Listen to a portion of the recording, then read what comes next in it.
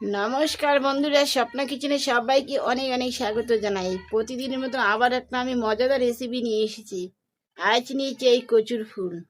এই কচুর ফুল কিন্তু বুনো কচুর ফুল, এ কোনো লাগানো না। এখন তো অনেক বর্ষাকালে তো কচু হয়, আর অনেক কিন্তু এই বুনো কচুর ফুল পাওয়া যায়। আর আজকে আমি এই বুনো কচুর ফুলটা কীভাবে রান্না করি পুরো ভিডিওটা দেখবেন। আর এই আমার মতো করে আপনারা রান্না করে খাবেন, গলায় ধরবে না, আর খেতেও ভীষণ মজাদার একটা রেসিপি হবে। তাই আমি কচুর ফুলগুলো অর্ধেকটা তো আমি ভালো করে নিয়েছি, এই শীষটা বার করে নিয়েছি। আর অর্ধেকটা আমাদের এখনও শীষ বার করা হয় নাই, এই শীষটাও আমি এখন বার করে নিব। আপনারা কিন্তু পুরো ভিডিওটা দেখবেন, একবার হলো এই রেসিপিটা রান্না করে খাবেন। আর এইভাবে শীষগুলো কিন্তু বার করে নেবেন। এই কচুর ফুলে কিন্তু এই শীষটা খাওয়ানো যায় না, খাওয়া যায় এই শীষটা, কিন্তু আগে আমাদের ঠাকুমারা জেঠিমারা এই শীষ কী করতো, অনেকে ভিড়ে আগুনের ভিড়ে সাজাতো, সাজে ভিড়েতে ভর্তা করে মরু রসুন পেঁয়াজ দিয়ে একটা মাখা বানিয়ে খাইতো, খুব ভালো লাগতো। এখনকার দিনে এগুলো লোক খেতে চায় না। আর কচুর ফুলের একটা রেসিপি তো আমাদের বাঙালিদের প্রিয়। একটু যদি কাটা যদি বেশ কাম হয়ে যায়, শীষটা কিন্তু ভেঙে যায়। আর ভেঙে গেলে আবার এইভাবে কেটে শীষটাকে বাইর করে ফেলাইতে হয়। এই শীষটাই একসাথে কিন্তু রান্না করে খাওয়া যায় না, একটু কাটা বেশ কম হলে শীষটা ভেঙে যায়। এই যে একদম ভালো করে ছেড়ে দিয়েছি শীষটা। সবগুলো আমাদের শীষ বাইর করে হয়ে গেছে, এখন আমি এগুলোকে কেটে নিব।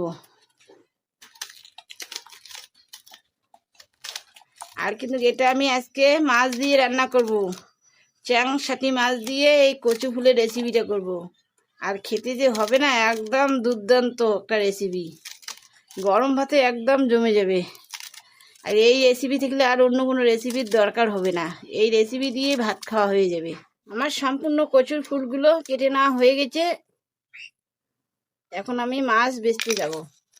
উনুন ধরিয়ে নিয়েছি, কড়াই বসে দিব, কড়াইতে জল দিয়ে দিব। কচুগুলো আমি 4-5 মিনিট ভাপিয়ে নিব। 4-5 মিনিট আমি ঢাকনা দিয়ে সিদ্ধ করে নেব, হাফ সিদ্ধ করে নেব। কচুর ফুলগুলো আমার ভাপানো হয়ে গেছে, এখন আমি নামিয়ে নিব। এই মাছগুলো আমি আজকে কচুর ফুলেতে দিব। এই মাছগুলো কিন্তু আমি পরিষ্কার করে বেছে নিয়ে এসেছি, এগুলো দেখাই নেই। এখন আমি লবণ হলুদ মাছগুলোতে মেখে নিব।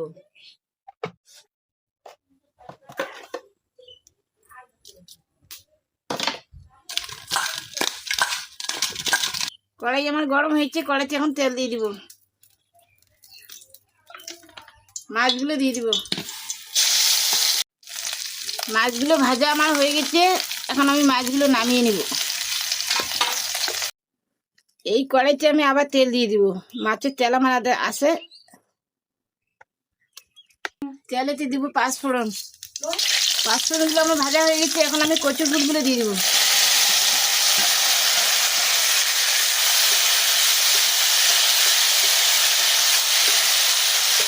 স্বাদ মতো লবণ, হলুদ দিয়ে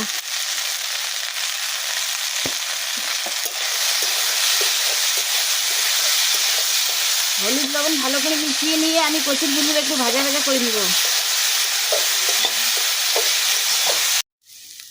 কচুর ফুলগুলো আমার ভাজা হয়ে গেছে, এখন আমি একটা কড়াইতে নামিয়ে নিব। এই কড়াইতে আমি আবার অল্প করে তেল দিব। আদা আর রসুন আমি একসাথে বেটে নিয়েছি, তেলেতে দিয়ে দেবো। এখানে আমি একটা বড় সাইজের পেঁয়াজ কেটে নিয়েছি, কেটে বাটলাতে বেটে নিয়েছি, এটাও দিয়ে দেবো। কয়েকটা আমি পাকা লঙ্কা বেটে নিয়েছি, এটাও দিয়ে দেবো।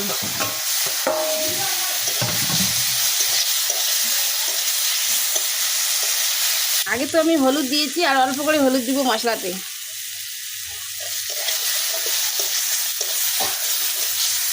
পেঁয়াজ রসুন আদা আমার ভাজা ভাজা হয়ে গেছে, অল্প জল দিব।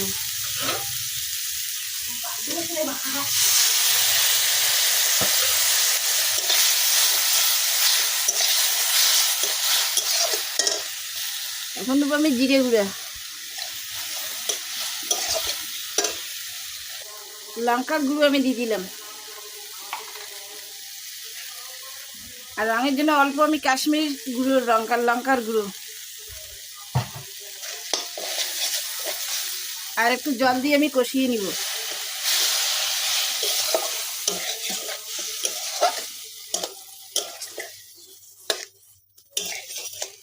মশলাগুলো আমার কষানো হয়ে গেছে, এখন আমি কচুর ফুলগুলো দিয়ে দিব।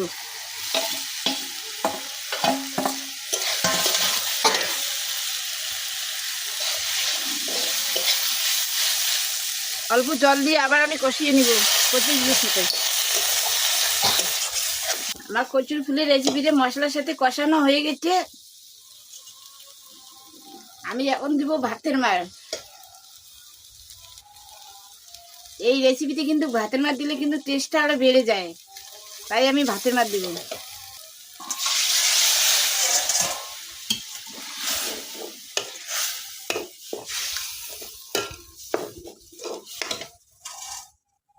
আর অল্প করে জল দেব। এখন আমি মাছগুলো দিয়ে দিব।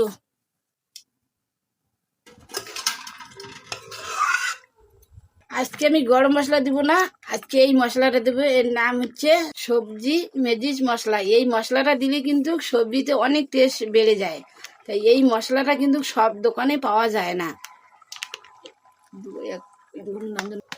এই মশলাটা দিলে সবজির টেস্ট অনেক বেড়ে যায়, তাই আজকে আমি গরম মশলা দিব না, এই মশলা দিয়ে আজকে এই সবজিটা রান্না করব। আমার কিন্তু কচু ফুলের রেসিপি একদম হয়ে এসেছে, আর অল্পটু হলে আমি নামিয়ে নিব। আমার সবজি হয়ে গেছে, আমি এখন নামিয়ে নিব। কচুর ফুলের রেসিপিটা একদম আমার রেডি হয়েছে। আজকে আমি চ্যাংসাটি মাছ দিয়ে এই কচুর ফুল রান্না করেছি। কীরকম হয়েছে অবশ্যই আমাদের কমেন্ট করে জানাবেন। আর ভিডিওটা যদি ভালো লাগে অবশ্যই আমার চ্যানেলটা সাবস্ক্রাইব করবেন, লাইক কমেন্ট শেয়ার করবেন। ভিডিও আমার এখানেই শেষ, দেখা হবে পরের ভিডিওয়।